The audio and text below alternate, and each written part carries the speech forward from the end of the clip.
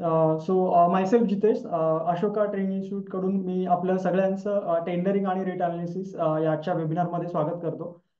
So basically जसं आपण सगळ्यांना माहिती आहे की कन्स्ट्रक्शन फील्डमध्ये जर आपल्याला ॲज अ कॉन्ट्रॅक्टर म्हणून काम करायचं असेल किंवा गव्हर्नमेंटचे जे वेगवेगळे टेंडर्स बेसिकली निघतात, तर ही एक खूप चांगली अपॉर्च्युनिटी आहे.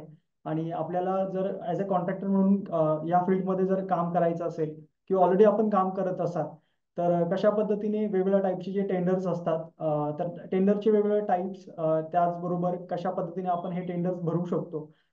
तर आपण बघतो की गव्हर्नमेंटचे वेगवेगळ्या फील्डमध्ये, मग ते PWDचे टेंडर्स असतील किंवा बेसिकली ग्रामपंचायत असेल किंवा ZP चे टेंडर्स असतील, वेगवेगळ्या फील्डमध्ये बरेचसे टेंडर्स निघत असतात आणि हे खूप चांगली अपॉर्च्युनिटी असते. तर आपण कशा पद्धतीने यासाठी अप्लाय करू शकतो आणि त्यासाठी काय बेसिकली प्रोसेस कशी असते, कुठल्या टाईपचे डॉक्युमेंट्स आपल्याला त्यासाठी लागतात, बीड कशा पद्धतीने आपण बेसिकली प्रिपेअर करू शकतो, टेंडरचं रेट अनालिसिस कशा पद्धतीने करायचं, या सगळ्या गोष्टी आजच्या या वेबिनारमध्ये आपण डिस्कस करणार आहोत.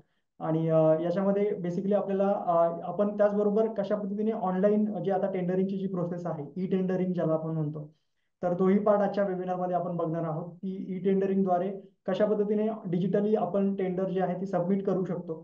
त्यासाठी आपल्याला कुठले प्रकारची प्रोसेस जी आहे ती फॉलो करावी लागते. तर या सगळ्या गोष्टींबद्दल बेसिकली आजच्या या वेबिनारमध्ये आपल्याला आपले जे दोन एक्सपर्ट आहेत, चेतन बडांगे सर आणि त्याचबरोबर विवेक शिंदे सर, हे गाईड करतील. सो बेसिकली फर्स्ट जे आपले मेंटॉर आहेत चेतन बडांगे सर. सर बेसिकली सरांचा 24+ इयर्सचा एक्सपिरियन्स आहे कन्स्ट्रक्शन फील्डमध्ये. चार्टर्ड सिव्हिल इंजिनियर आहेत आणि मोर दॅन 24 इयर्सचा एक्सपिरियन्स सरांचा प्रॅक्टिकल या फील्डमध्ये आहे. आणि प्रायव्हेट सेक्टर असेल किंवा गव्हर्नमेंट सेक्टर असेल, त्यामध्ये अनेक बेसिकली हाय व्हॅल्युएशनचे जे काही कन्स्ट्रक्शन प्रोजेक्ट्स आहेत, सरांनी ते हँडल केलेले आहेत आणि सध्याही ते बेसिकली या फील्डमध्ये काम करत आहेत. सो आपल्याला सगळ्यात आधी चेतन सर जे आहेत ते रेट अनालिसिस कशा पद्धतीने करायचं याविषयी गाईड करतील. आणि त्यानंतर आपले जे दुसरे मेंटर आहेत विवेक शिंदे सर, ते आपल्याला ऑनलाईन जी काही प्रोसेस आहेत, कशा पद्धतीने आपण ऑनलाईन टेंडर सबमिट करू शकतो आणि ओव्हरऑल JEM पोर्टलचा यूज आपण कसा करू शकतो त्याबद्दल ते नंतर आपल्याला गाईड करतील. So yes, with this introduction, welcome once again all of you and over to you Wadange sir.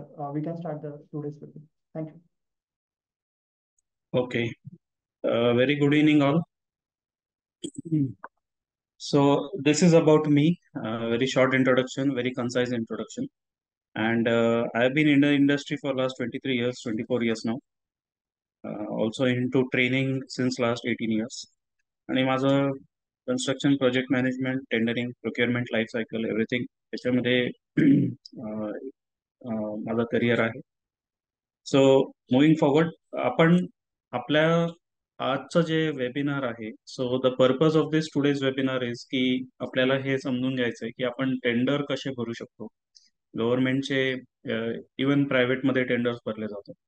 So कुठलाही कन्स्ट्रक्शन प्रोजेक्ट काम करायचं असेल आपल्याला, so we need a proper system की ज्याच्याने एक आपल्याला संधी मिळू शकते की आपल्याला जर टेंडर भरायचं असेल, आपल्याला प्रोजेक्ट करायचा असेल, तर एक सिस्टीम असते. राईट. तर टेंडरिंग बद्दलच बेसिक आपण समजून घेऊ आणि त्याचं इम्पॉर्टन्स, त्याची एक जनरल प्रोसिजर. राईट. सो हे आपण आपल्या कोर्समध्ये जे करणार आहोत, आपल्या टेंडरिंगचा कोर्स सुरू होणार आहे. तर आपल्या टेंडरिंगच्या कोर्समध्ये काय बेनिफिट आहे आपल्या कोर्सचं, ते आपण इथे मी शॉर्टमध्ये आता एक दाखवलंय. So after completing our tendering course, you will be able to study and understand the tender documents. ही टेंडरचा एक म्हणजे 1-2 पानांचं नसतं.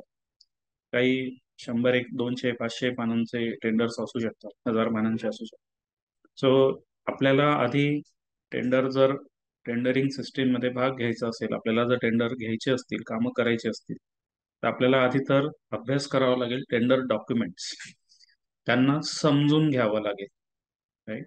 समजलं म्हणजे तुम्हाला टेक्निकल आणि लिगल त्यांचे काय रिक्वायरमेंट्स आहेत, राईट, फायनान्शियल काय रिक्वायरमेंट्स आहेत, हे आपल्याला समजतं. मग तुम्ही त्यांनी काहीतरी रेट दिलेला असेल किंवा कॉस्ट ऑफ द प्रोजेक्ट दिलेली असेल, मग सेकंड स्टेप काय असू शकते की तुम्ही तुमची कॉस्ट काढणार. ठीक आहे, त्यांनी एखादा टेंडरची कॉस्ट दिली, समजा 3 करोड दिलेली आहे, तर तुम्हाला ऍज इट इज डोळे बंद करून तुम्ही टेंडर भरणार का? तुम्हाला आधी तर तुमची कॉस्ट काढता आली पाहिजे. ओके. सो सी, टेंडर तुमच्या त्या वेबसाईट वरती जाऊन, Maharashtra tenders online tender filling, हे फिल करण्याच्या आधी पूर्वतयारी खूप मोठी लागते. ते तर फक्त बटनाचे क्लिक करून तुम्ही ऑनलाईन सबमिट करून दिले, ठीक आहे, ओके. पण तुम्हाला ते टेंडर तुम्हाला जर भरायचं असेल, करायचं असेल काम, तर तुम्हाला कितीला ते काम पडणार. सो ॲनालिसिस, टेंडर ॲनालिसिस, त्याला आपण टेक्निकली रेट ॲनालिसिस करून आपण आपली कॉस्ट काढतो की आपल्याला कितीला पडणार आहे.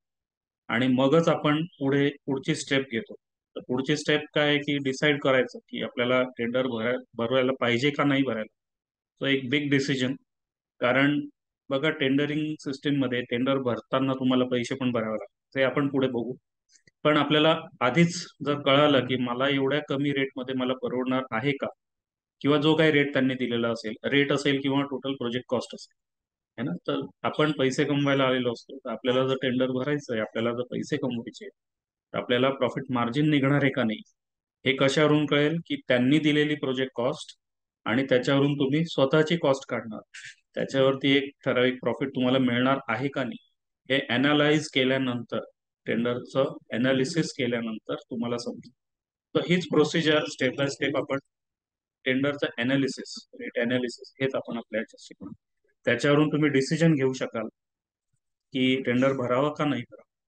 भरायचं ठरवलं तर मग पुढची स्टेप येते की तुम्हाला टेंडरचे सपोर्टिंग डॉक्युमेंट्स कसे तयार करायचे, है ना. सोपी गोष्ट नाहीये. बरेच डॉक्युमेंटची लिस्ट बनवावी लागते. आणि ज्यांना एकदा कळाली प्रोसिजर त्यांच्यासाठी नक्कीच सोपं, पण ती एकदा सिस्टीम समजून घेणं अशा ट्रेनिंगवर आहे, हे गरजेचं आहे.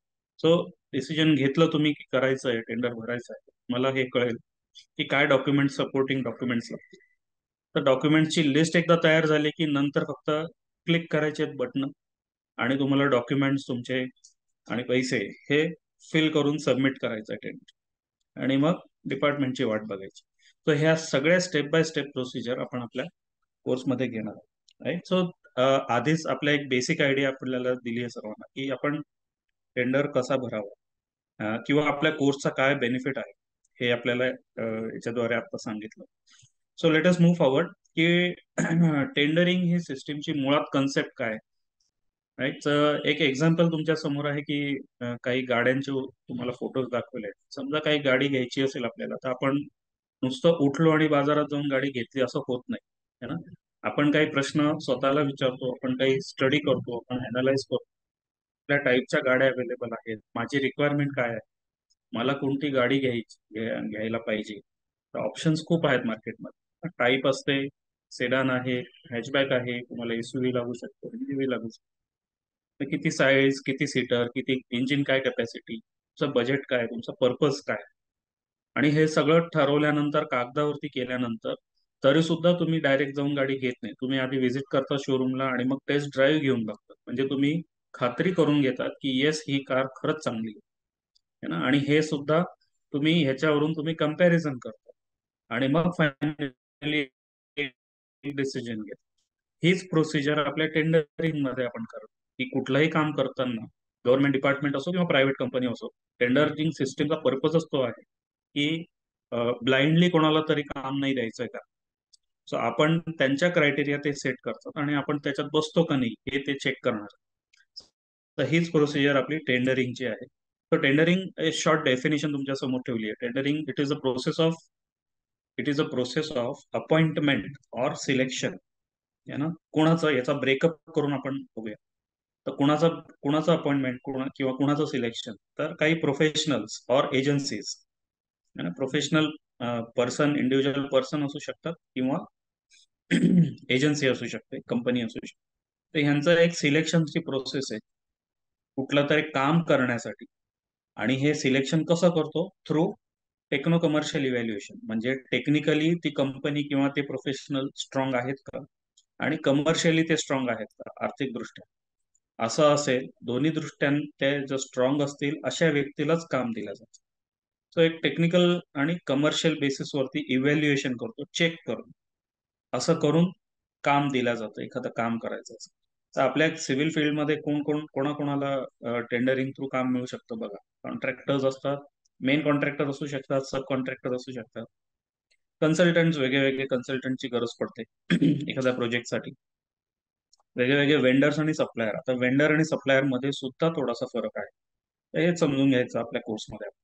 तर एक बेसिकली प्रोसेस काय, सॉरी, पर्पज काय आहे आपल्या टेंडरिंगचा, टेंडरिंगची सर्व प्रोसिजर. तर पर्पज काय आहे की आपल्याला म्हणजे डिपार्टमेंटचा एक पर्पज काय असतो की त्यांना सिलेक्ट करायचे चांगले लोक, आणि जे चांगले लोक कमीत कमी पैशात काम करायला तयार असतील त्यांना हे हवंय. ओके, तर हे टेंडरिंगच्या प्रोसेसचा एक जनरल पर्पज झाला की कमीत कमी पैशात काम करणारे लोक त्यांना सिलेक्ट करून त्यांच्याकडून काम करून घ्यायचंय. तर एक जनरल आपल्याला ही प्रोसिजर एकदा कळाली, ह्याचा पर्पज कळाला, टेंडरिंगचा प्रोसिजर आणि पर्पज. तर बघा, आपल्याकडे कन्स्ट्रक्शन मध्ये आपण काम करताना आपल्याकडे किती प्रकारचे प्रोजेक्ट्स असू शकतात, किती प्रकारचे कामं असू शकतात, है ना. तर इथे तुम्हाला वरच्या फोटोमध्ये तुम्हाला समजतंय की इथे आपल्याकडे एक आहे, एक बिल्डिंग वर्क आहे. सो बिल्डिंगचे प्रोजेक्ट्स, न्यू कन्स्ट्रक्शन बिल्डिंग असं लक्षात येत आहे आपल्याला, है ना. काही कामं असतात रिपेअर मेंटेनन्सचे, काही कामं असतील सप्लाय आणि इन्स्टॉलेशनचे, है ना. आणि वेगळ्या वेगळ्या म्हणजे विदिन कन्स्ट्रक्शन ऑल्सो सगळेजण एकाच प्रकारचं काम नाही करत. तुम्हाला वरती जे दिसतंय ती एक बिल्डिंग वर्क आहे. शेजारी टॉप लेफ्ट टॉप राईटला तुम्हाला दिसतंय की रस्त्याचं काम काहीतरी चालू. खाली तुम्हाला बॉटम लेफ्टला दिसतंय की एक इंडस्ट्रियल बिल्डिंग चालू. सो बिल्डिंगचे प्रोजेक्टचे प्रकार पण वेगळे आहेत, आणि टेंडरचे टाइप्स पण, की न्यू कन्स्ट्रक्शनचा टेंडर निघाला किंवा एक्झिस्टिंग एक्झिस्टिंग स्ट्रक्चर असेल तर त्याचं रिपेअर किंवा मेंटेनन्सचे पण टेंडर निघू शकतात. So these are types of tenders. किंवा काही टेंडर्स तुमचे सप्लाय इन्स्टॉलेशनचे, सप्लाय पण आणि इन्स्टॉलेशन पण. काही टेंडर्स नुसते सप्लायचे असू शकतात. सो खूप सारी व्हरायटी आहे. आपल्याला फक्त चेक करायचं आहे आपण कुठल्या कॅटेगरीचा टेंडर आपण भरू शकतो आणि काम घेऊ शकतो, है ना. तर टेंडर्स शोधण्याची जी ऑनलाईन जी प्रोसिजर आहे त्याला दुसरी फॅकल्टी जे आहेत एक्सपर्ट शिंदे सर ते सांगतीलच. तर काही सॅम्पल्स तुमच्या समोर ठेवलेले आहेत, कसं दिसतं एक टेंडर डॉक्युमेंट, कसं दिसतं हेच आपल्याला स्टडी करायचं. आता एक एक्झाम्पल जर तुम्ही पाहिलं, मला दिसतंय बघा, हे टेंडर डॉक्युमेंट आहे. तर खूप सारी इन्फॉर्मेशन असते इथे. कोण झाली हे, ज्यांनी टेंडर काढलं आहे त्यांचं कंपनीचं नाव. आता ही गव्हर्नमेंट कंपनी झाली. सो गुजरातमध्ये वीज मॅन्युफॅक्चरिंग कंपनी, म्हणजे जसं आपल्याकडे MSEB आहे महाराष्ट्र, तर त्यांचे डिटेल्स, हे टेंडर, प्रत्येक टेंडरला एक नोटीसद्वारे ते पब्लिश करतात. तर नोटीस नंबर आहे, हे काय डॉक्युमेंट आहे ही इन्फॉर्मेशन तुम्हाला इथे कळेल. कशाचं टेंडर आहे, है ना, हे एक टेंडर डॉक्युमेंट आहे आणि कशाचं आहे. तुम्ही जर नीट पाहिलं, मागच्या स्लाइडला परत नेतो, तर कन्स्ट्रक्शनचे, न्यू कन्स्ट्रक्शनचे टेंडर असू शकतात, रिपेअर मेंटेनन्सचे टेंडर असू शकतात, सप्लायचे असू शकतात, किंवा सप्लाय प्लस इन्स्टॉलेशनचे असू शकतात. सो प्रकार खूप आहेत टेंडरचे. आपण इथे टेंडर डॉक्युमेंटचं हेडिंग वाचल्यानंतर आपल्याला लक्षात येतं की आपल्याला हा प्रोजेक्ट आपला कशाचा आहे, त्याचा आहे. ओके, कुठल्या टाईपचा प्रोजेक्ट असणार आहे, तर ही ऑफिस बिल्डिंगचं कन्स्ट्रक्शन करायचं आहे. ओके, नंतर स्टोर्स, गोडाऊन्स, त्याच्यामध्ये इंटिरियर वर्क सुद्धा करायचे आहेत, आणि इन्फ्रास्ट्रक्चर वर्क. इन्फ्रास्ट्रक्चरचा अर्थ इंटरनल रोड्स. ओके, त्यांचं जे कॅम्पस असेल, ऑफिस असेल, जागा असेल, त्याच्यामधले इंटरनल रोड्स, लाइटिंग, प्लंबिंग, पाण्याची सोय, ड्रेनेजची सोय, these are all infrastructure, example of infrastructure works. आणि ह्याच्यामध्ये इन्क्लुडिंग, INCL दिसतंय तुम्हाला, रिनोव्हेशन पण करायचं आहे एक्झिस्टिंग बिल्डिंगला, रिपेअर पण करायचं आहे, आणि मग लोकेशन. राईट. सो इतकं सगळे इन्फॉर्मेशन तुम्हाला इथे कळते. मग तुम्हाला इथे पाहूनच तुम्हाला लक्षात येईल, म्हणजे प्रत्येक स्टेपला तुम्हाला फिल्टर आउट करायचं आहे की हा प्रोजेक्ट माझ्यासाठी योग्य आहे का. राईट. तर हेडिंग मध्येच तुम्हाला समजतं कसलं टेंडर आहे. तर मेन ह्या कंपनी किंवा ह्या गव्हर्नमेंट डिपार्टमेंट थ्रू कोण मागवत आहे, तर ऍडिशनल चीफ इंजिनियर जे हेड आहेत त्या डिपार्टमेंटचे, है ना. तर हे सगळं तुम्हाला कळतं. आणि हा टेक्निकल बिड आहे. तर पार्ट 1, पार्ट 2 असतात, फायनान्शियल बिड आणि टेक्निकल बिड. आपल्याला हे सॅम्पल्सद्वारे काय समजतंय की किती प्रकारचे टेंडर असू शकतात. दुसरं एक टेंडर तुमच्या समोर दिसतंय, हे पण कन्स्ट्रक्शन आहे. दिसतंय इथे कन्स्ट्रक्शन आहे. काय आहे, ट्रॉमा सेंटर, म्हणजे एक थोडक्यात ही बिल्डिंगच झाली. ठीक आहे, बिल्डिंगच झाली, प्लस आता कन्स्ट्रक्शन पण आलं, प्लस ह्याच्यामध्ये सप्लाय पण आहे, इन्स्टॉलेशन पण करायचं आहे ना. सो तुम्ही बघा, हे कंबाईंड टेंडर सुद्धा असू शकतात, नुसते कन्स्ट्रक्शनचे नाही. तर कन्स्ट्रक्शन पण आहे, आणि सप्लाय आणि इन्स्टॉलेशन पण आहे. तेच सगळे इन्फॉर्मेशन इथे जी होती तुम्हाला, टेंडर नोटीस नंबर है ना, नाव काय आहे त्याचं, स्पेशल, आणि हे टेंडर डॉक्युमेंट मधलं स्पेशल कंडिशन्स ऑफ कॉन्ट्रॅक्ट. तर एक पार्ट झाला त्याच्यातला की SCC आपण त्याला म्हणतो, एक GCC असतं, जनरल कंडिशन ऑफ कॉन्ट्रॅक्ट. तर आपल्याला जे स्टडी करायचं असतं ते हेच करायचं असतं. आपल्याला इथे पाहूनच समजतं कसला प्रोजेक्ट आहे है ना. आता एक टेंडर डॉक्युमेंट आपण आपल्या डिपार्टमेंटची, आपल्या महाराष्ट्रातल्या याच्याशी संबंध घेऊ. इथे दिसतंय तुम्हाला महाराष्ट्र गव्हर्नमेंटच्या अंडर पब्लिक वर्क्स डिपार्टमेंट, ज्याला तुम्ही PWD म्हणतात, त्याच्यातलं रिजन आहे औरंगाबाद, त्याच्यातलं सर्कल आहे उस्मानाबाद. तो बघा, महाराष्ट्रामध्ये PWD, त्याच्या अंडर औरंगाबाद रिजन, त्या रिजन मध्ये सर्कल उस्मानाबाद है ना. तर तिथे हे काम करायचं आहे, त्याच्या अंतर्गत हे काम करायचं आहे. तर हे टेंडर डॉक्युमेंट काय आहे, काम काय करायचं आहे, तर फर्स्ट फ्लोअर बांधायचं आहे. म्हणजे थोडक्यात प्रोजेक्टचा टाईप काय झाला, कन्स्ट्रक्शन आहे आणि फ्लोअर बिल्डिंग वर्क आहे. कशाचं कन्स्ट्रक्शन आहे, बिल्डिंगचं कन्स्ट्रक्शन. आता ह्याच्यात तुम्हाला अजून एक स्पेशल काय कळतंय की कन्स्ट्रक्शन ऑफ फर्स्ट फ्लोअर, म्हणजे ग्राउंड फ्लोअर ऑलरेडी एक्झिस्टिंग आहे याचा अर्थ, हवेत तर नाही बांधणार ना तुम्ही, राईट. तर हे फर्स्ट फ्लोअरचं कन्स्ट्रक्शन करायचं हे समजतंय. म्हणजेच काय झालं, इथेच तुमच्या डोक्यात एक आयडिया आली पाहिजे किंवा लक्षात यायला पाहिजे की इथे फाउंडेशन वर्क नाहीये, आहे की नाही. सो ह्या गोष्टी हळूहळू आपण ह्याच्यात एक्सपर्ट होत जातो. नंतर इथे आणखी एक महत्वाची कंडिशन इथे तुम्हाला दिसतं, एक गोष्ट कळते इथे की तुम्हाला प्रोजेक्टची कॉस्ट दाखवलेली आहे त्यांनी, आणि EMD. तर EMD काय असतं, EMD is earnest money deposit. आपण कोर्समध्ये हेच सगळं शिकणार आहोत. तर तुम्हाला हा टेंडर जर भरायचं असेल तर टेंडर भरतानाच हे पैसे भरायचे आहेत तुम्हाला. हे तुम्हाला टेंडर मिळेल नाही मिळणार हे नंतर ठरेल, पण टेंडर फिल करताना, सबमिट करतानाच तुम्हाला EMD 2.5 लाख रुपये भरायचे है ना. कोण बोलवत आहे, अथॉरिटी कोण आहे, पब्लिक वर्क डिपार्टमेंटच्या अंडर अथॉरिटी कोण आहे, एक्झिक्युटिव्ह इंजिनियर, राईट. आता एक टेंडर डॉक्युमेंट तुम्ही उघडलं तर हे सगळ्याच गोष्टी आपण आपल्या कोर्समध्ये शिकणार आहोत. बघा, हे टेंडरचा इंडेक्स झाला, टेंडर डॉक्युमेंटचा हे कव्हर पेज होता, वरचा पेज होता तुमचा. आता इथे मध्ये तुम्ही टेंडर उघडल्यानंतर त्याच्यामध्ये तुम्हाला इथे इंडेक्स दिसतं. तर हे सगळ्या गोष्टी, खूप सारी गोष्टी असतात. आता हे किती पानांचं आहे तुम्ही पाहिलं, 350 पानांचं हे टेंडर डॉक्युमेंट आहे. फार छोटं डॉक्युमेंट झालं, छोटं डॉक्युमेंट झालं. तर ह्याची प्रोजेक्टची कॉस्ट आहे 5 कोटी. तुम्ही एक लक्षात घ्यायचं, 5 कोटीचं टेंडर आहे, ते दिसतंय, तुम्ही काउंट करून बघा, 5 कोटीचं टेंडर आहे. तर तुम्हाला असंच कोणी काम देईल का 5 कोटीचं? तुमची एलिजिबिलिटी चेक करेल की नाही. हीच प्रोसिजर असते टेंडरिंग मध्ये. टेंडरचा पर्पजच तो असतो टेंडरिंगचा, की योग्य व्यक्तीला काम द्यायचं. योग्य म्हणजे जो लायक आहे, ज्याला ह्या प्रकारच्या कामाचा, इतक्या मोठ्या कामाचा अनुभव आहे. तर टेंडरिंगची प्रोसेस त्याच्यासाठीच केली जाते, प्रॉपर सिलेक्शन झालं पाहिजे. एक टेक्निकली आणि फायनान्शियली स्ट्रॉंग व्यक्तीचं सिलेक्शन करून त्याला हे काम दिलं जाईल. तीच प्रोसिजर काय असणार आहे, तुम्हाला काय काय तयारी करायची, पूर्वतयारी काय करायची, तुम्हाला तुमची कॉस्टिंग काढून ह्याच्यात बसते का, म्हणजे एवढ्याला एवढ्याचं टेंडर असेल तर एवढ्याला करायला तुम्हाला परवडणार आहे का, मला एवढे मॅक्झिमम मिळणार पैसे या कामाचे, तुम्हाला परवडणार आहे का एवढं काम करायला. तर हेच तुम्हाला स्टडी करून हेच समजतं. तर हे सगळ्या गोष्टी याच्यातल्या बघा, टेंडर नोटीस काय राहते. तर ही ब्रीफ झाली. ब्रीफ मध्ये एक छोटीशी इन्फॉर्मेशन, नावाप्रमाणे समजतं, ब्रीफ मध्ये एक छोटीशी इन्फॉर्मेशन, डिटेल मध्ये डिटेल इन्फॉर्मेशन. तर हे प्रकार झाला.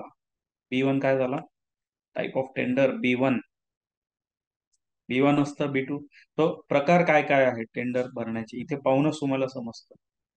आपला टाईप आहे, कंडिशन्स काय आहेत त्यांनी दिलेल्या, वॉटरप्रूफिंगच्या कंडिशन्स काय आहेत, स्पेशल कंडिशन्स काय असतील, प्राइस व्हेरिएशन क्लॉज, तुम्हाला काही बॉन्ड लिहून द्यावे लागतात. ते बघा, बॉन्ड दिसतोय तुम्हाला. शेड्यूल तुम्ही आता पाहिलं इथे, तर शेड्यूल A आहे, इथे B आहे, इथे C आहे. हे शेड्यूल्स काय असतात, H पर्यंत अवेलेबल. तुम्हाला बँक गॅरंटीचा फॉर्मॅट, आणि मग फायनली ड्रॉइंग्स. हे सगळं टेंडर डॉक्युमेंट आपल्याला स्टडी करावं लागेल. स्टडी केल्यानंतरच तुमचं डिसिजन होऊ शकेल की हा टेंडर मी भरायला पाहिजे का नाही भरायला पाहिजे. किंवा त्यांचे कंडिशन्स त्यांनी ज्या कंडिशन्स दिलेल्या असतील तर त्या कंडिशन्स मध्ये मी फुलफिल होतोय का, मी एलिजिबल आहे का. कारण तुम्ही त्यांच्या कंडिशन मध्ये जर फिट बसत नसाल, तर डेफिनेटली गॅरंटी की तुम्हाला काम नाही मिळणार. मग तुमचा वेळ आणि पैसा का घालायचा, है ना. काही पैसे तुमचे बुडतात टेंडर भरताना, काही पैसे परत मिळतात, काही पैसे बुडतात. त्यामुळे टाइमपास म्हणून करू नये.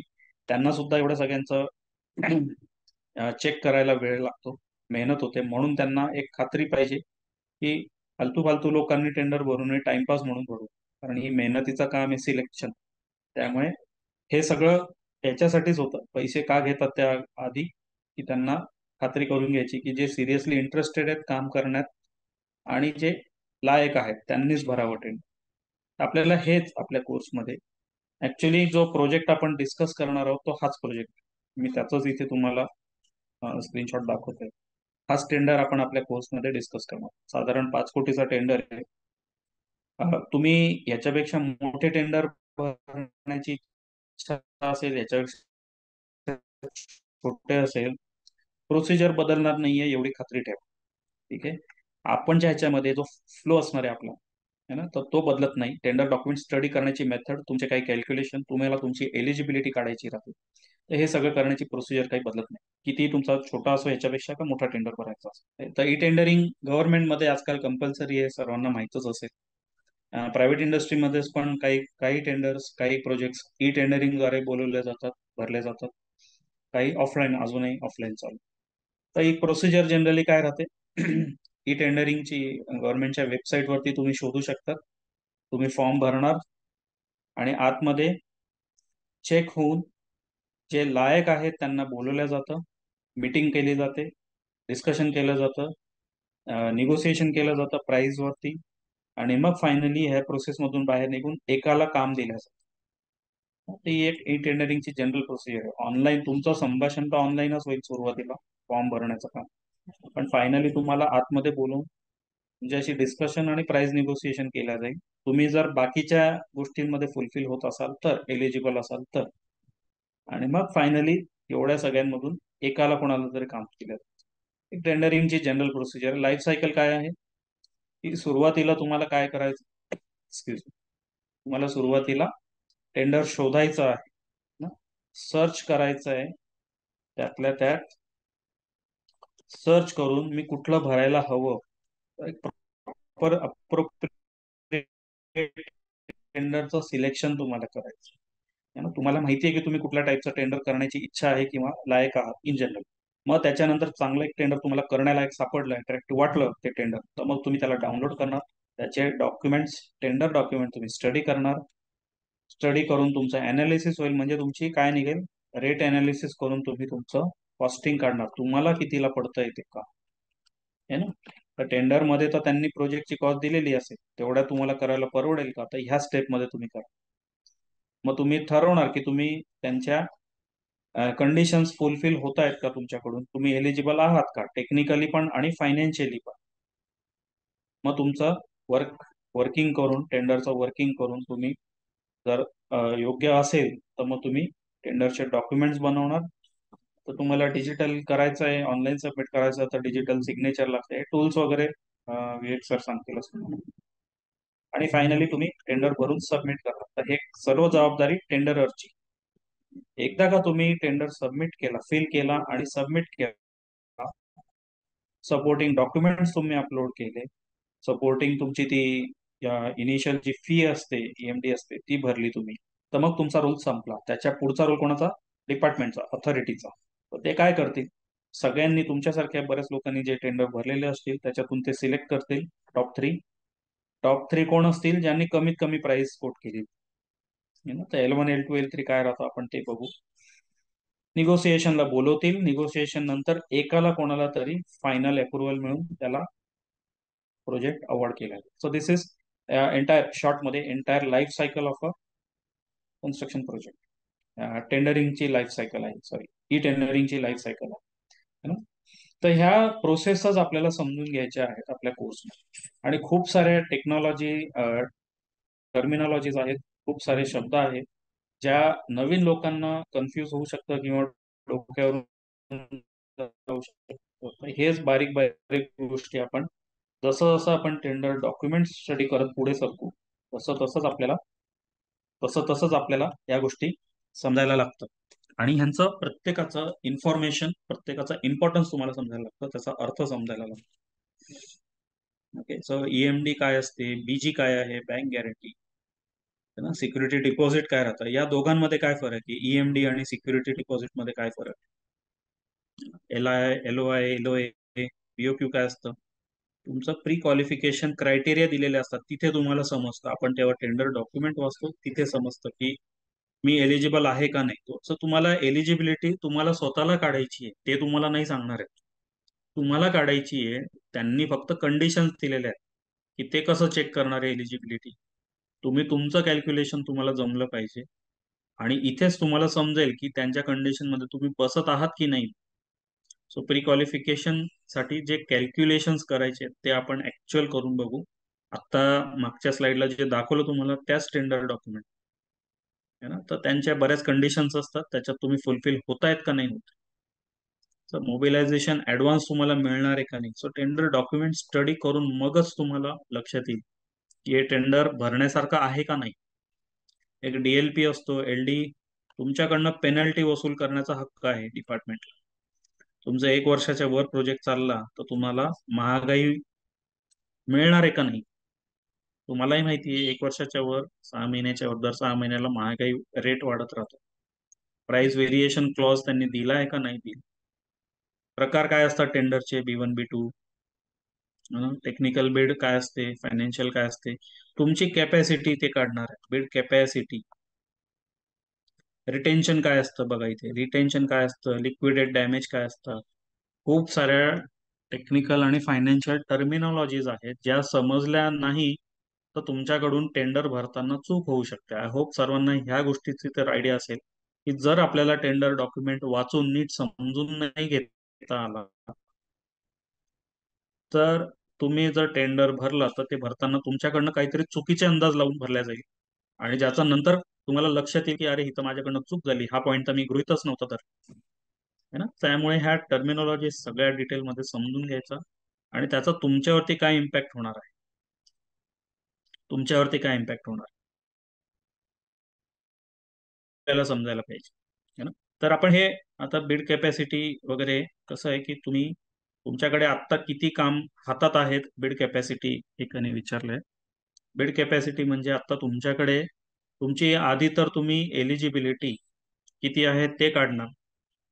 हं? त्याच्यापैकी आता तुमच्या हातात किती आहेत कामं, ते मायनस करून उरलेलं तुमची बिड कॅपॅसिटी. तर ते टेंडर डॉक्युमेंट आपण जेव्हा सबमिट करतो, स्टडी करतो, त्याच्यामध्ये बिड कॅपॅसिटी काढण्याचा फॉर्म्युला दिलेला असतो. हेच आहे प्री क्वालिफिकेशन किंवा एलिजिबिलिटी क्रायटेरिया जे मी म्हणतोय. बिड कॅपॅसिटी म्हणजे ते त्यांच्या ठराविक फॉर्म्युल्यानुसार ठरवतील की तुम्ही तुमची इतक्या या लेवलच्या प्रोजेक्टच्या 5 करोडचा प्रोजेक्टचा टेंडर भरण्याची तुमची कॅपॅसिटी आहे का नाही. असं तोंडी चालत नाही, टेक्निकली तुम्हाला कॅल्क्युलेशन करावं लागेल, त्यांना प्रूव्ह करून दाखवावं लागेल की येस माझी कॅपॅसिटी आहे. आता तुमची ओरिजिनल कॅपॅसिटी जरी असेल पण तरी सुद्धा करंट इन हँड प्रोजेक्ट काय असतील, म्हणजे तुमचा पैसा तिकडे अडकलेला आहे.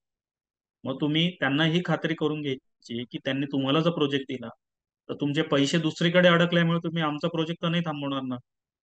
याच्यासाठी त्यांना खात्री करून घ्यायची आहे की तुमचं आत्तापर्यंतच तुम्ही कामं किती केलेले आहेत, याच्यानंतर आत्ता तुमची कॅपॅसिटी एवढी बनते, पण तरी सुद्धा त्याच्यातून एक्झिस्टिंग कामं ते मायनस करतील की एवढे तर पैसे तुमचे अडकलेले आहेत दुसऱ्या प्रोजेक्ट्समध्ये, मग तुम्ही अजून कमी तुमची कॅपॅसिटी. तर हे कॅपॅसिटी, बेड कॅपॅसिटी म्हणजे तेच आहे की तुम्ही एलिजिबिलिटीचाच एक क्रायटेरिया की तुम्ही 5 करोडचा प्रोजेक्ट भरण्याची कॅपॅसिटी आहे का तुमची. भरण्याचं नाही, नुसतं टेंडर भरण्याची कॅपॅसिटी नाही, काम करण्याची पण कॅपॅसिटी. सो त्यांच्या दिलेल्या फॉर्म्युल्यानुसारच आपण काढतो.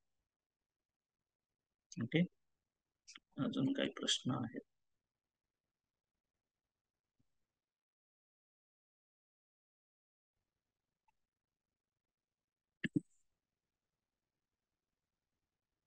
सर्चिंग वाला जो पार्ट आहे, टेंडर शोधणे हा आय गेस विवेक सर घेतील. टेंडर ऑनलाईन शोधण्याचा पार्ट त्यांचा आहे सरांचा, माझा आहे टेक्निकल पार्ट. ओके. बाकी आता शेवटी एंडिंगला नॉर्मली तेच होतं, जे कमीत कमी कॉस्ट टेंडरची अमाऊंट भरतील त्यांना नॉर्मली दिलं जातं. आपण शेवटी बोलू, क्वेश्चन आन्सर शेवटी घेऊ. मला आता माझा रोल संपवायचा आहे आता इथे, म्हणून मी पुढे सरकतो. शेवटी आपण Q&A घेऊ. सर्व घेऊ, डोंट वरी. सो टेंडर अनालिसिसचा गोल आहे की तुम्हाला तुमची एलिजिबिलिटी कळते. बघा, तुम्हाला तुमची तुम्हाला तुमची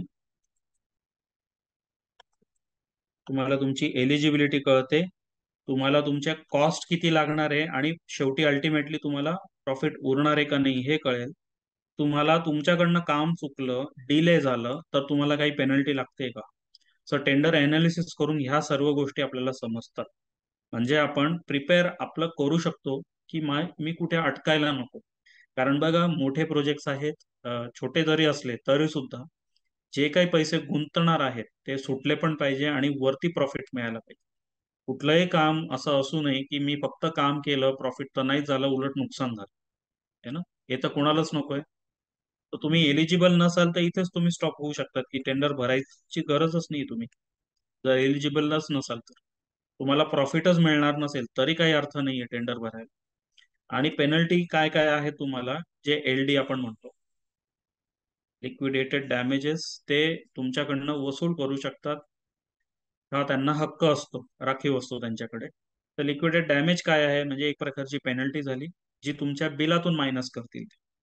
शेवटी अल्टिमेटली जर पेनल्टीज बसल्या तुम्हाला, एक तर तुम्ही काम चुकीचं केलं असेल किंवा डिले केलं असेल, तर ह्याच्यापासून तुम्ही वाचू शकतात. हे जर तुम्ही स्टडी केलं तर तुम्ही तुमच्यावर पेनल्टी न लागू देण्याची काळजी घ्याल. पण हे स्टडी केलं तर समजेल ना की कशा कशावर ते पेनल्टी लावताय, है ना. तो studying and analysing the tender, very very critical step. Tender भरणं तर नंतर आलं, आधी तर मला हे परवडणार आहे का, मला जमणार आहे का हे काम, त्यांच्या क्रायटेरियामध्ये मी एलिजिबल आहे का, आणि मला उरणार आहे का. पैसे उरणार नसतील तरी सुद्धा सगळं तुम्ही एलिजिबल आहे, पण पैसेच उरणार नसतील प्रॉफिट अल्टिमेटली एंडिंगला, तर का करायचा हा प्रोजेक्ट. सो तुम्हाला हेच अनालिसिस करून, टेंडर अनालिसिस करून याच गोष्टी कळतात. तर आपला गोल काय आहे की हे आपल्या मराठी माणसं, आपल्या महाराष्ट्रातले माणसं बरेच जण गव्हर्नमेंटशी करण्याच्या संधी हो. कारण की टेंडरिंग कसं करावं, टेंडर कसं भरावं याची प्रोसिजर माहित नाही. एक भीती असते मनामध्ये की मला जमेल का नाही, आणि त्यामुळे वंचित राहतात. चांगल्या ऑपॉर्च्युनिटीज आहेत गव्हर्नमेंटची बिझनेस करायला, गव्हर्नमेंटचे प्रोजेक्ट्स काम करायला, किंवा प्रायव्हेटमध्ये सुद्धा मी म्हणेल एक प्रकारे. तर नॉलेज नसल्यामुळे ई टेंडरिंग काही लोक करत सहभागी होत नाही, आणि जे होतात ते सुद्धा दुसऱ्यांवर डिपेंड राहतात. तर आपल्या कोर्समुळे ऍटलिस्ट तुम्ही एवढं तर सशक्तीकरण तुमचं नक्कीच होईल की तुम्हाला कोणाची मदत न घेता स्वतःचं अनालिसिस, स्वतःचे कॅल्क्युलेशन आणि स्वतःचं डॉक्युमेंटची लिस्ट प्रमाणे स्वतःचे डॉक्युमेंटेशन तयार करून टेंडर शोधून स्वतः भरता येतील. इथपर्यंत आपली या कोर्सद्वारे तुमचा फायदा होणार. सो पर्पज आहे आपल्याकडच्याच तरुण वर्गाला किंवा आपल्याकडच्याच लोकांना स्वतः टेंडर भरता यावं, अशा कॉन्फिडन्स गोलने आपला हा कोर्स करणार. Right. So that was my part. Question answer आता मला वाटतं शेवटी घेऊ, आधी मला वाटतं विवेक शिंदे सर घेतील. So Jitesh sir, my part is over. Yes. Yes, thank you so much sir for your valuable guidance. आणि येस, ऑलरेडी विवेक सर पण सेशनला जॉईन झालेले आहेत. सो येस, आपण आता जो नेक्स्ट पार्ट आहे आपल्या वेबिनारचा तो आपण बघूयात. सो बेसिकली आता सरांनी जसं आपल्याला रेट अनालिसिस बद्दल किंवा कशा पद्धतीने ओव्हरऑल टेंडरिंगची प्रोसेस असते त्याबद्दल सरांनी सांगितलं. तर ऑनलाईन आपण टेंडर कसे सर्च करायचे, त्याचबरोबर जे काही गव्हर्नमेंटचे जे काही पोर्टल्स वगैरे असतात, त्यावर आपण बीड सबमिशन असेल किंवा JEM पोर्टल जे आहे, तर त्याचा आपण कशा पद्धतीने उपयोग करू शकतो, तर या सगळ्या गोष्टींबद्दल आपल्याला आता विवेक शिंदे सर गाईड करतील. सो बेसिकली सरांचा 8 वर्षांहून अधिकचा एक्सपिरियन्स आहे JEM कन्सल्टन्सी, त्याचबरोबर ई टेंडरिंग आणि ओव्हरऑल टेंडर सोल्युशन्समध्ये. अनेक वेगवेगळ्या त्यांनी क्लायंट सोबत काम केलेलं आहे, प्रायव्हेट आणि गव्हर्नमेंट क्लायंट सोबत. आणि पॅन इंडिया त्यांचं नेटवर्क आहे आणि मोर दॅन 1000+ पार्टिसिपंट्सला त्यांनी ट्रेनिंग दिलेलं आहे. So yes, over to you Vivek sir. तुम्ही गाईड करू शकता पार्टिसिपंट्स.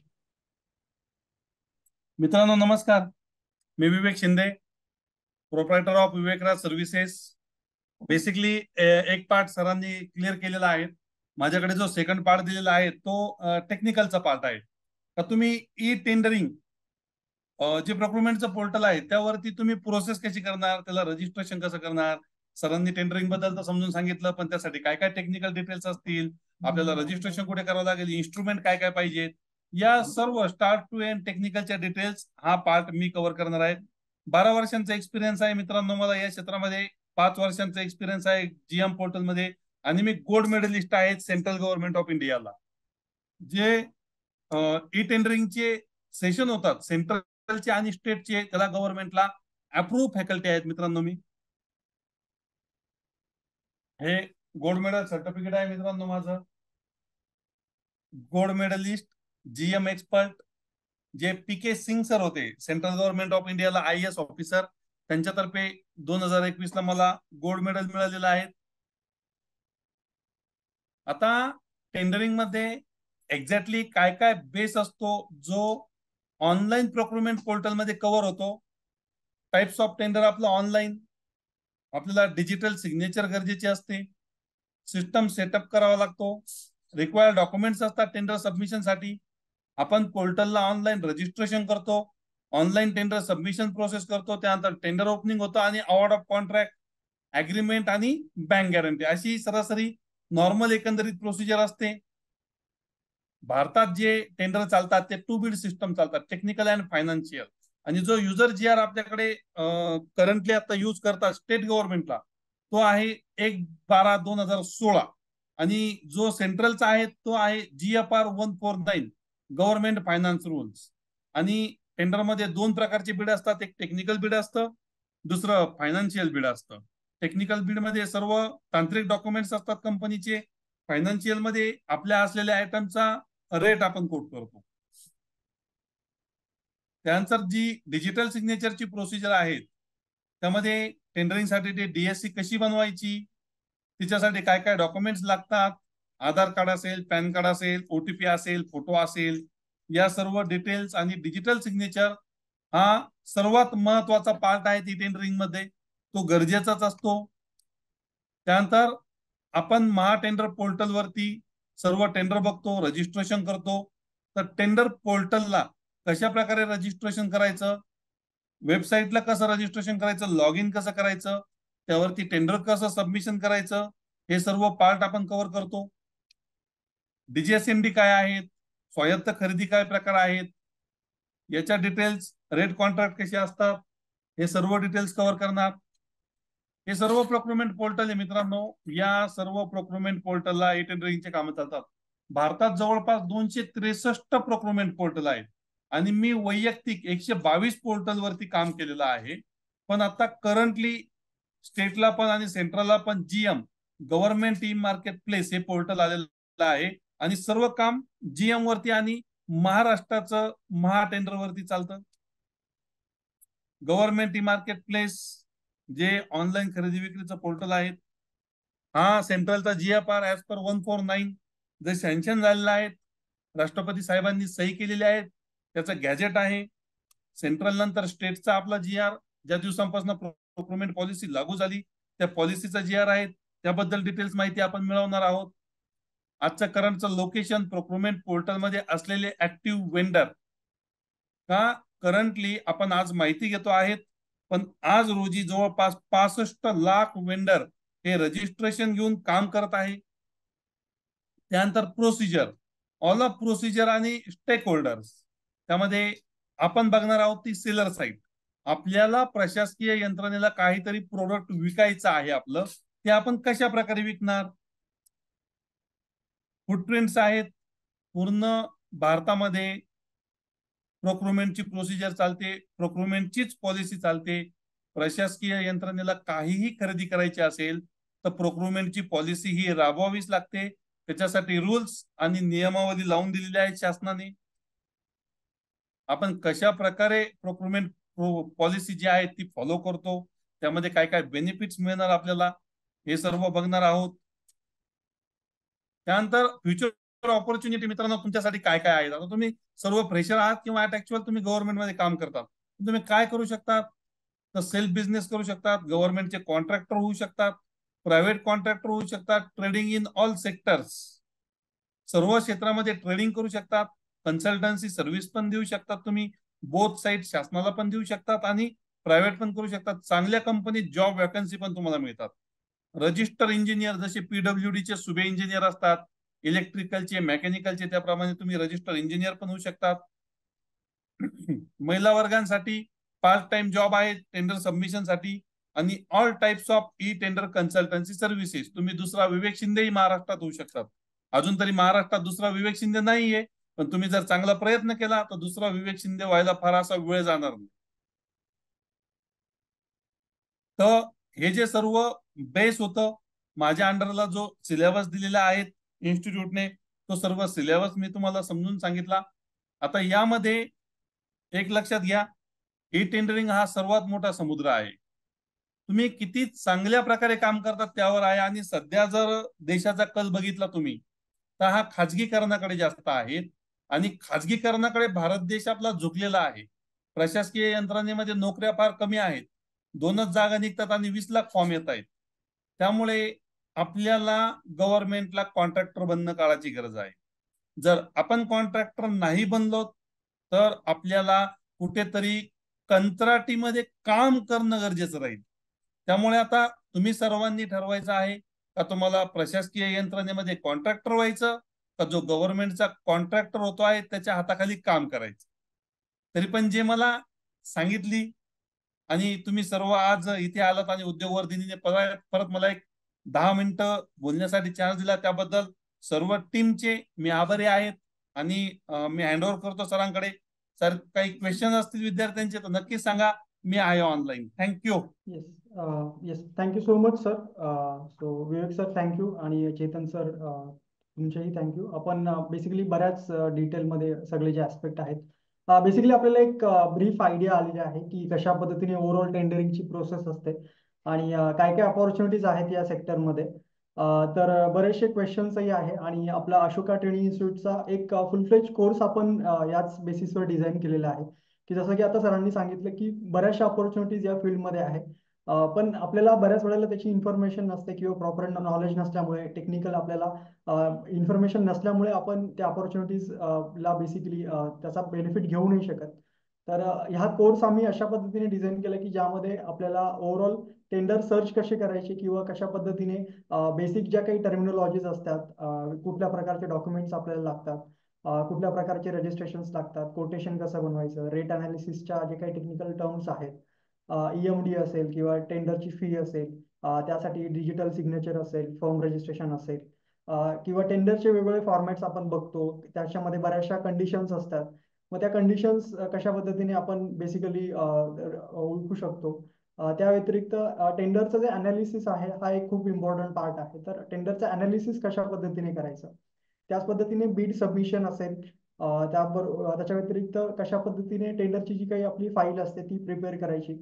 आणि या सगळ्या ओव्हरऑल त्याच्यामध्ये JEM पोर्टलचाही खूप इम्पॉर्टंट पार्ट आहे. JEM पोर्टल जसं आता सरांनी सांगितलं की जे अजून नवीन आहे, आणि बऱ्याच लोकांना त्याची माहिती नाही आहे, बट आता गव्हर्नमेंटने बऱ्याच म्हणजे ऑलमोस्ट सगळ्याच ठिकाणी ते मॅन्डेटरी केलं आहे. तर त्याच्याही बद्दल आपण या कोर्समध्ये शिकणार आहोत. तर आपला हा 18 दिवसांचा कोर्स असेल. त्याबद्दल फर्दर इन्फॉर्मेशन मी आपल्या सगळ्यांसोबत नक्कीच पुढे शेअर करेल या वेबिनारमध्ये. मीनवाईल बरेचसे प्रश्न आहेत, तर आपण सगळे जे काही प्रश्न आहेत ते वन बाय वन कव्हर करूया.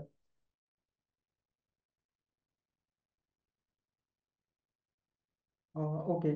सो सर, फर्स्ट क्वेश्चन असा आहे की जे डिप्लोमा होल्डर्स जे आहेत, ते किंवा बेसिकली ज्यांना जास्त एक्सपिरियन्स नाही आहे या फील्डमध्ये, तर असे लोक कुठल्या टेंडरसाठी अप्लाय करू शकतात? तर टेंडरला अप्लाय करण्यासाठी अशी काही स्पेसिफिक कंडिशन असते का? एलिजिबिलिटी क्रायटेरिया जो आहे तो असतो का एज्युकेशनचा? चेतन सर, आय थिंक तुम्ही गाईड करू शकता.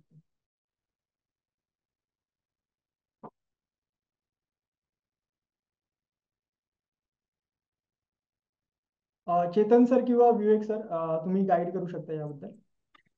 हॅलो. तर एक चेतन सर, तुम्ही सांगितलं तर बरं होईल असं वाटतंय मला उत्तर या क्वेश्चनचं. यस नाही, यस मला यस वाटतं इंजिनिअरिंग डिग्री किंवा डिप्लोमा असेल तर सुशिक्षित बेरोजगार अभियंता याच्या अंडर तुम्ही नवीन लोक सुद्धा काम घेऊ शकतात जरी एक्सपिरियन्स नसेल. एवढंच आहे की तुमचा क्लास छोटा असेल, क्लास प्रमाणेच तुम्हाला टेंडरची अमाऊंट, म्हणजे तुमचं जे टेंडरची जी साईज आहे, किती मोठा टेंडर आहे, त्याच्यात काय किती लाखांचं आहे, ते सगळं त्याच्यावरती ठरेल. सो विदाऊट एक्सपिरियन्स सुद्धा तुम्हाला काम मिळतील. तर तुम्हाला ते बेसिकली जर फक्त इंजिनिअरिंगची डिग्री, तर ते लायसन्सिंगच्या प्रोसेसद्वारेच आधी तुम्ही एलिजिबल व्हाल आणि मग पुढे तुम्ही सुबेच्या अंडर, ज्याला EGS स्कीम, याच्या अंडर तुम्ही भरू शकाल. तो जरी एक्सपिरियन्स नसला तरी सुद्धा नवीन लोकांना सुद्धा गव्हर्नमेंट कडून चान्स मिळतोय टेंडर भरण्यासाठी. ओके. Yes, thank you sir.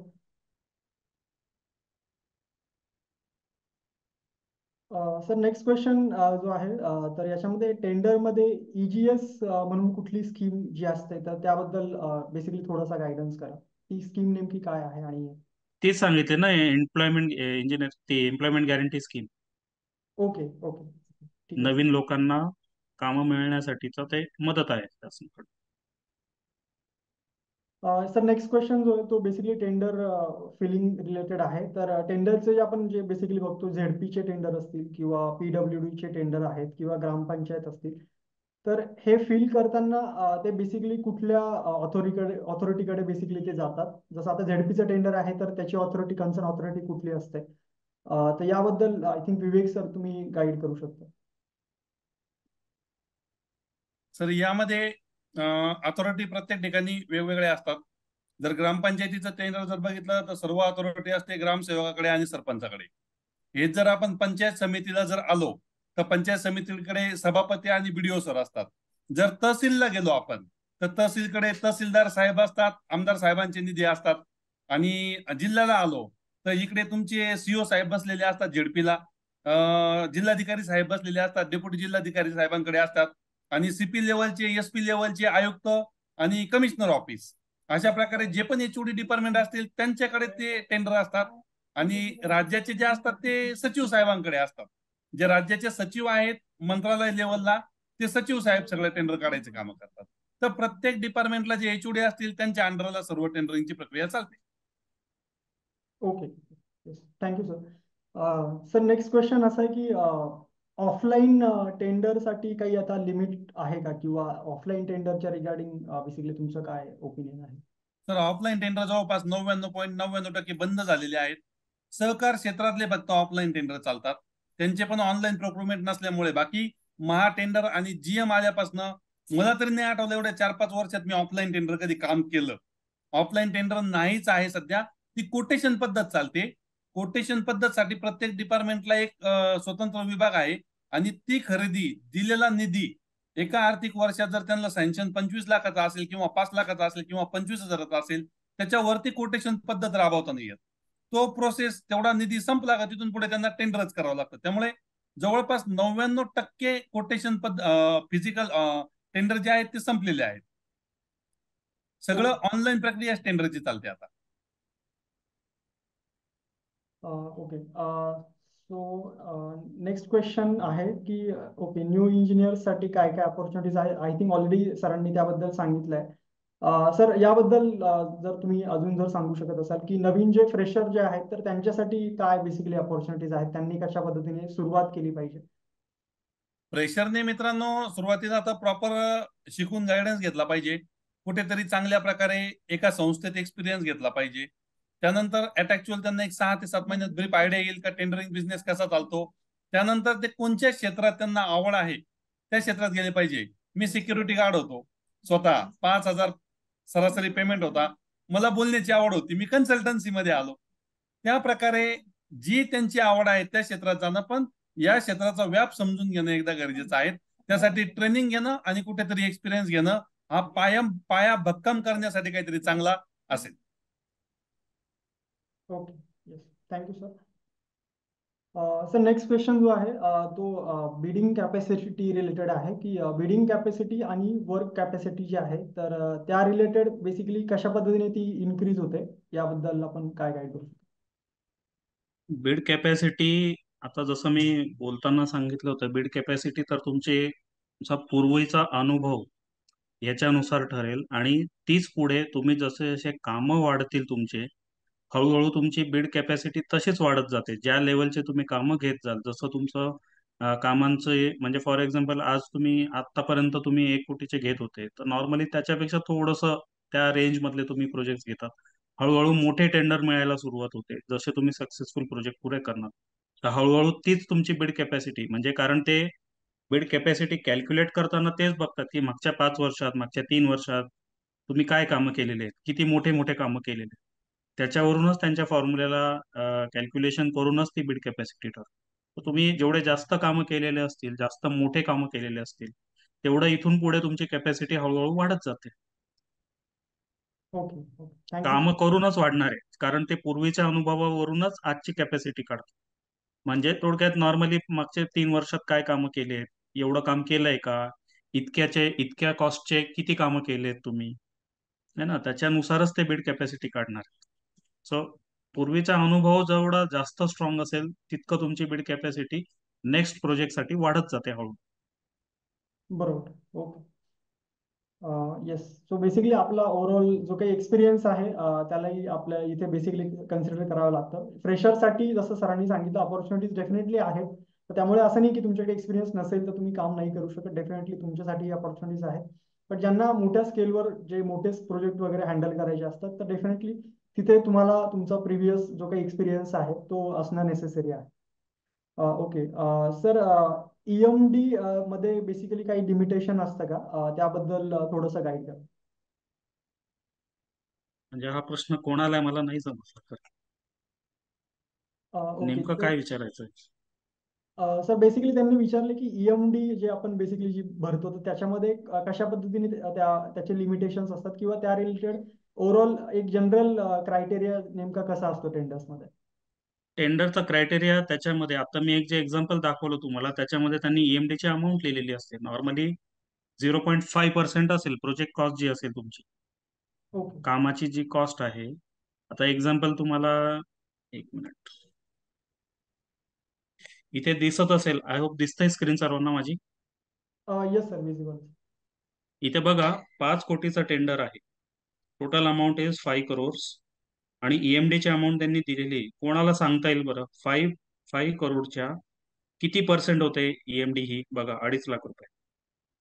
आता ते पॉइंट वाला सोडून द्या, वरवर तुम्ही ढोबळ मानाने मला सांगा, 5 कोटीच्या, हे 2.5 लाख, 5 कोटीच्या किती टक्के होतं? कोण सांगू शकेल? तुम्ही चॅटबॉक्समध्ये जे काही तुमचे आन्सर्स असतील ते टाईप करू शकता किंवा जे काही तुमचे फर्दर क्वेश्चन्स आहेत किंवा जे काही आन्सर असेल ते तुम्ही चॅटबॉक्समध्ये टाईप येस, करू शकता. येस, काही लोक करेक्ट उत्तर देत आहे. So this is 0.5%. ईएमडीची अमाऊंट 0.5% नॉर्मली तुम्हाला सापडेल. जितकं मोठं टेंडर तेवढी ही अमाऊंट, छोटं टेंडर असेल तर मे बी 1% असेल. सो 1 to 0.5% रेंजमध्ये असणार आहे. 1% ते अर्धा टक्क्याच्या रेंजमध्ये नॉर्मली ईएमडीची अमाऊंट असते. तर प्रोजेक्ट कॉस्टवर डिपेंड आहे, आणि प्रोजेक्ट कॉस्टच्या पर्सेंटेज आहे. Total amount put to tender, टेंडरची जी अमाऊंट आहे कॉस्टची, त्याच्या 1% टू अर्धा 0.5%. म्हणजे छोटा प्रोजेक्ट असेल तर मे बी 1% ईएमडी असेल, आणि हे दुसरं कोणी नाही ठरवणार. जे टेंडर इन्व्हाइट करतायत, टेंडर इन्व्हाइटिंग अथॉरिटी तेच ठरवतील किती टक्के. पण नॉर्मली ही रेंज असते 1% ते अर्धा टक्का. Okay okay. Yes. Thank you sir. Next question आहे की EPIC मध्ये रजिस्ट्रेशनसाठी सर काय जनरली गाईडलाईन्स असतात त्याबद्दल सर थोडं आपण गाईड करू शकता का? सर क्वेश्चन एकदा परत सांगा मला. तर EPIC रजिस्ट्रेशन मध्ये बेसिकली जनरली क्रायटेरिया काय असतो त्याबद्दल एक क्वेश्चन आहे. कोणचं सर, कोणतं रजिस्ट्रेशन? EPIC रजिस्ट्रेशन मध्ये काय जनरली त्याच्यासाठी गाईडलाईन्स काय असतात EPIC रजिस्ट्रेशन? EPIC काय आहे सर हे? नाही, मलाही नो नाही आयडिया. माहिती. ओके. मलाही नाही आयडिया सर, फर्स्ट टाइम काहीतरी वर्ड ऐकला मी EPIC. Okay. Rupesh sir, I think तुम्हाला काहीतरी वेगळं तुमच्या स्पेलिंग मिस्टेक झालेली दिसते इथे, कारण असा कुठला टाईप जसं सर म्हणतायत की तसा एक्झिस्ट नाही करत आहे. सो एकदा तुम्ही तुमचं जे काही स्पेलिंग टाईप केलंय ते एकदा चेक करा. ओके. सर, नेक्स्ट क्वेश्चन असा आहे की फ्रेशर्स जे आहेत ऑलरेडी आपण तो कव्हर केला आहे, बट त्यांच्यासाठी टेंडर फिल करण्यासाठी काही लिमिट असतं का? असं काही लिमिटेशन वगैरे आहे का अमाऊंटचं? क्वेश्चन मला विचारलंय का सरांना? चेतन सर, तुम्ही टाईप करू शकता. चेतन सर सांगा तुम्ही. ते माझ्या माहितीप्रमाणे 2 लाखाचा आहे सर. जास्त तुम्हीच सांगू शकाल, कारण अपडेटेड माहिती तुम्हाला असेल सध्याची. फ्रेशरसाठी, नवीन लोकांसाठी 2 लाखाचा आहे का?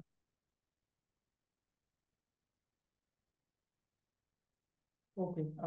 ठीक आहे सर, थँक्यू. नेक्स्ट क्वेश्चन आहे ओपन टेंडर नोटीस रिलेटेड. तर ती बेसिकली ओव्हरऑल सर्चिंग रिलेटेड हा क्वेश्चन आहे. तर आय थिंक आपण सर्चचा जो पार्ट आहे तो आपण कोर्समध्ये कव्हर करणार आहे.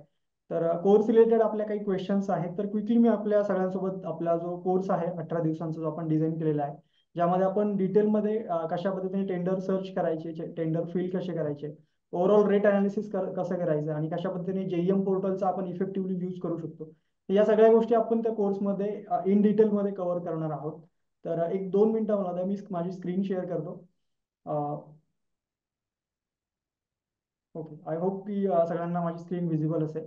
सो बेसिकली आपण हा 18 दिवसांचा एक डेडिकेटेड कोर्स यावर डिझाईन केलेला आहे, ज्याच्यामध्ये आपण JEM पोर्टल, त्याचबरोबर टेंडरिंग आणि रेट अनालिसिस, म्हणजे बेसिकली या कोर्सचा मेन पर्पज हाच आहे की तुम्ही स्वतः जे आहे ते टेंडर सर्च करून ते फिल करू शकता. जसं आता आपण बघतो की जर तुम्ही एखाद्या कन्सल्टंटकडे गेलात तर तुम्हाला तिथे खूप हेवी फी पे करावी लागते. त्यापेक्षा अतिशय कमी फीजमध्ये तुम्ही स्वतः या सगळ्या ज्या काही गोष्टी आहेत त्या शिकून, जसं तुम्ही इथे कोर्समध्ये आपला जो काही सिलेबस आहे तो तुम्ही बघू शकता. याच्यामध्ये आपण टेंडरिंगच्या जे काही बेसिक कन्सेप्ट आहेत किंवा काय रोल असतो टेंडरिंगचा ॲज अ कॉन्ट्रॅक्टर म्हणून किंवा क्लायंट म्हणून, तर बेसिक पासून सगळ्या गोष्टी आपण इन डिटेलमध्ये कव्हर करणार आहे, जेणेकरून त्या शिकून तुम्ही स्वतः ॲज अ कॉन्ट्रॅक्टर म्हणून काम करू शकता आणि तुम्ही स्वतः टेंडर सर्च करून ते भरू शकता, बिड सबमिट करू शकता. या सगळ्या गोष्टी पॉसिबल आहेत. आणि ऑलरेडी आपले बरेचसे पार्टिसिपंट जे आहेत ज्यांनी हे ट्रेनिंग घेतलेलं आहे ते ऑलरेडी सक्सेसफुली या फील्डमध्ये काम करतात. तर ओव्हरऑल हा कोर्स सिलेबस जो आहे, तर याची जी लिंक आहे मी आपल्याला सगळ्यांना चॅटबॉक्सवरही देतोय. याच्यामध्ये आपण फर्स्ट पार्ट जो आहे तो टेंडरिंगचा कव्हर करणार आहे. त्यामध्ये टेंडरिंग प्रोसेस नेमकी कशी असते, त्या व्यतिरिक्त टेंडरचे जे वेगवेगळे टाईप्स आहेत, टेंडर डॉक्युमेंटचा जो कंटेंट आहे तो आपण याच्यामध्ये बघणार आहोत. त्यामध्ये जनरल कंडिशन्स, स्पेशल कंडिशन्स, त्या व्यतिरिक्त जे वेगवेगळे फॉर्मॅट्स आहेत, अंडरटेकिंग्स असतील, अनेक्शर्स असतील, NIT आहे, त्यानंतर टेंडर अनालिसिस कसं करायचं, त्यानंतर जे वेगवेगळे प्री क्वालिफिकेशन किंवा प्रोसेस ऑफ प्री क्वालिफिकेशन असेल, ओपन टेंडर, क्लोज टेंडर, या सगळ्या गोष्टी आपण बघणार आहोत. सेकंड पार्ट जो आहे तो बेसिकली रेट अनालिसिस रिगार्डिंग असेल. तर जसं आता ऑलरेडी सरांनी सांगितलं की रेट अनालिसिसमध्ये बऱ्याचशा टेक्निकल ऍस्पेक्ट इन्व्हॉल्व आहेत. तर तेही आपण स्टेप बाय स्टेप या कोर्समध्ये बघणार आहोत. त्याच्यामध्ये कशा पद्धतीने रेट अनालिसिस प्रिपेअर करायचं, त्याचे जे वेगवेगळे टेम्पलेटचे फॉर्मॅट आहेत, वेगवेगळे जे कॅल्क्युलेशन्स आहेत, ते सगळे आपण या कोर्स मध्ये डिटेलमध्ये बघणार आहोत. त्या व्यतिरिक्त जो ई टेंडरिंगचा जो पार्ट आहे त्यामध्ये टेंडर सर्च असेल, वेगवेगळ्या टाईपचं जे बीडचं सबमिशन असेल, technical Beed, financial Beed, online tender search process आहे, किंवा ओव्हरऑल आता जसं EMD रिलेटेड बऱ्याच जणांचे क्वेश्चन होते, टेंडर फी कशी पे करायची, बँक गॅरंटी काय असते, ऑनलाईन पोर्टलचं रजिस्ट्रेशन, या सगळ्या गोष्टी आपण बघणार आहोत. त्या व्यतिरिक्त JEM पोर्टल, जे सरांनी सांगितलं की आता ऑलमोस्ट सगळ्याच सेक्टरमध्ये गव्हर्नमेंटने बेसिकली कंपल्सरी केलेलं आहे ई टेंडरिंग. तर त्यामध्ये JEM पोर्टलचा खूप इम्पॉर्टंट रोल आहे.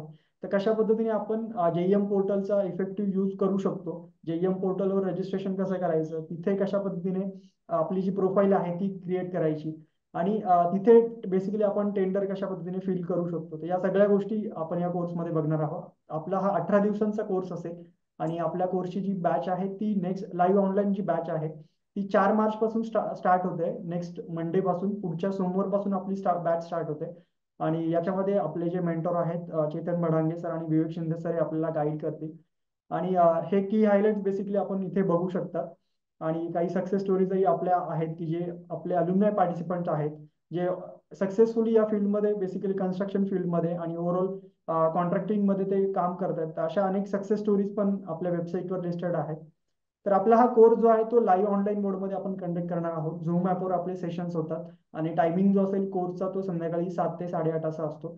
आणि सोबतच सेशनच्या रेकॉर्डिंगही आम्ही तुम्हाला प्रोव्हाइड करतो. बॅच साईज ही लिमिटेड असते, त्यामुळे आपले सगळे जे काही डाऊट्स वगैरे आहेत तेही सेशनमध्ये कव्हर होतात. त्याचबरोबर आपला हँडहोल्डिंग सपोर्टही आपल्याला असतो, आणि सेशनच्या रेकॉर्डिंग आणि आपल्याला एक सर्टिफिकेटही बेसिकली आम्ही प्रोव्हाइड करतो आहे. तर हे काही टेस्टिमोनियल्स तुम्ही बघू शकतात प्रिव्हियस पार्टिसिपंटचे. त्यांनी जे जे काही फीडबॅक्स त्यांचे आहेत ट्रेनिंग रिलेटेड ते आपल्यासोबत शेअर केलेले आहेत. तर ज्यांना कोर्ससाठी रजिस्ट्रेशन करायचं असेल तर प्रोसिजर सिम्पल आहे. जस्ट तुम्हाला हा एक सिम्पल रजिस्ट्रेशन फॉर्म इथे फिल करायचा आहे. इथे तुम्ही तुमचं नाव, तुमचा ईमेल आय डी आणि तुमचा कॉन्टॅक्ट नंबर जर तुम्ही टाकलात तर डायरेक्टली तुम्ही रजिस्ट्रेशन करू शकता. सर्व पेमेंट ऑप्शन्स इथे अवेलेबल आहे आणि कोर्सची जी फीज आहे ती बेसिकली 4800 आहे. 4800 रुपये आपल्या या कोर्सची फी आहे. इथे रजिस्टर्ड बटनवर क्लिक केल्यानंतर तुम्हाला सगळे पेमेंट ऑप्शन जे आहे ते विजिबल होतील. तर ज्यांना ज्यांना कोर्ससाठी इनरोल करायचं आहे तर चॅटबॉक्समध्ये मी कोर्सची जी लिंक आहे ती पेस्ट करतो. तुम्ही डायरेक्टली ऑनलाईन वेबसाईटवर रजिस्ट्रेशन करू शकता. ओके, सो नेक्स्ट अजूनही बरेचसे क्वेश्चन्स आहेत. आपण वन बाय वन सगळे क्वेश्चन जे आहेत ते कव्हर करूया. टेंडर टाइप्स जे आहेत ते बेसिकली ह्या ज्या काही गोष्टी आहेत त्या आपण कोर्समध्ये डिटेलमध्ये कव्हर करू शकतो, कारण वेबिनारमध्ये या गोष्टी कव्हर करणं पॉसिबल नाही आहे.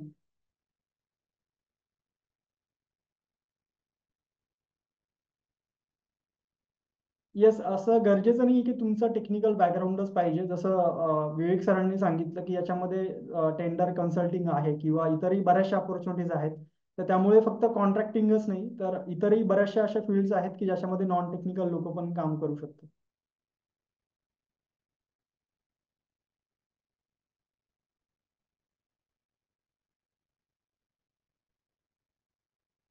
कोर्स जो आहे तो आपला ऑनलाईन आहे. लाईव्ह ऑनलाईन मोडमध्ये आपले सेशन्स होतात. ओके सर, नेक्स्ट क्वेश्चन असं आहे की पब्लिक टेंडर जेव्हा आपण एखादा फील करतो किंवा टेंडर फील करताना जनरली आपण असा एक क्वेश्चन आहे की मी गव्हर्नमेंट कॉन्ट्रॅक्टर आहे.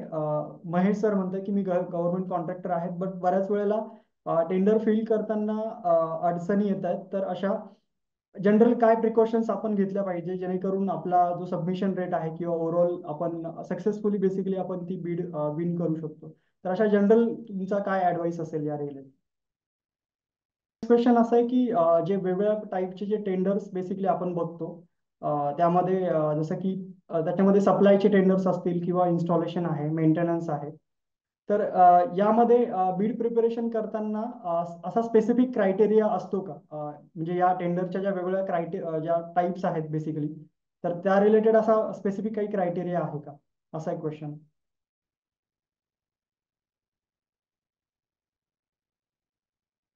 सर सर चांगल्या प्रकारे उत्तर देऊ शकतात याचं. नाही, स्पेसिफिक क्रायटेरिया तर टेंडर डॉक्युमेंट वाचूनच समजेल ना. स्पेशल कंडिशन्स ऑफ कॉन्ट्रॅक्ट मध्येच समजेल ते काय दिलेलं आहे त्याचं. कारण ते असं ओव्हरऑल एकच रूल नाहीये सर्वीकडे. ओके. प्रोजेक्टचा टेंडर वाचून, टेंडर डॉक्युमेंट वाचूनच कळेल की त्या प्रोजेक्टसाठीचे काय स्पेसिफिक रूल्स आहेत का, काही क्रायटेरिया आहेत का.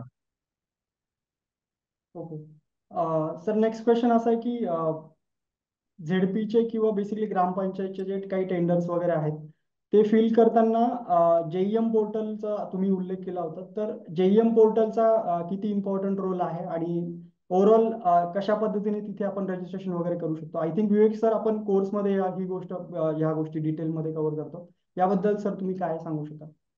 येस सर, जे आपण जीएम पोर्टलचा खूप महत्वाचा रोल आहे आणि आपण कोर्समध्ये रजिस्ट्रेशन कसं करणं, टेंडर कसं भरणं, झेडपी ग्रामपंचायत हे कव्हर करणार आहेत सर. येस. ओके, अजूनही कोणाचे काही क्वेश्चन्स असतील तर we still have 5 more minutes left. तर तुम्ही तुमचे क्वेश्चन्स जे आहेत ते चॅटबॉक्समध्ये टाईप करू शकता. चॅटबॉक्समध्ये मी ऑलरेडी कोर्सची जी रजिस्ट्रेशन लिंक आहे ती टाईप केलेली आहे. ज्यांना ज्यांना कोर्ससाठी रजिस्ट्रेशन करायचं आहे तर त्या चॅटबॉक्समध्ये जी लिंक आहे आपण तिथे रजिस्ट्रेशन ऑनलाईन करू शकता. कोर्सबद्दल ऑलरेडी सगळे क्वेश्चन्स मी आन्सर केलेले आहे. कोर्स आपला लाईव्ह ऑनलाईन मोडमध्ये आहे आणि कोर्सची जी बॅच आहे ती सुरू होते आहे 4 मार्च पासून संध्याकाळी 7 ते 8:30 असा आपला सेशनचा timing sir.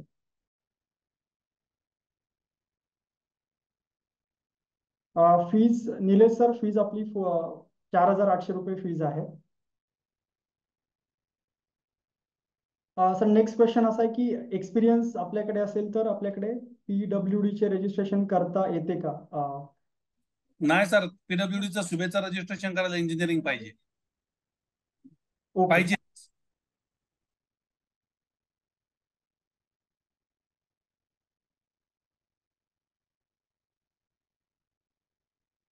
Yes, tender classification basically आपण ते कोर्समध्ये कव्हर करणार आहे. टेंडर क्लासिफिकेशन किंवा बेसिकली बीड सबमिशनचे जे डॉक्युमेंट्स आहेत त्या रिलेटेड ज्या काही ह्या सगळ्या टेक्निकल गोष्टी ज्या आहेत त्या आपण कोर्समध्ये डिटेलमध्ये बघणार आहोत.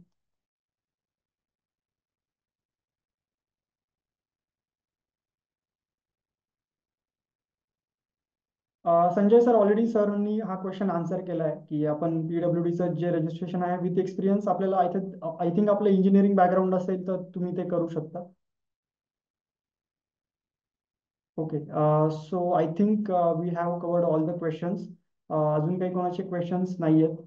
So thank you so much all the participants for joining this webinar. आणि चेतन सर आणि विवेक सर तुमचेही धन्यवाद. आपण खूप इन्फॉर्मेटिव्ह बेसिकली खूप चांगली इन्फॉर्मेशन सगळ्या पार्टिसिपंट सोबत शेअर केली आणि नक्कीच बेसिकली सगळ्यांना ती हेल्पफुल ठरेल. So thank you so much all the mentors and all the participants for joining this thank you so webinar. Much sir. Thank you. Good night to all. Good night. Thank you. Thank you.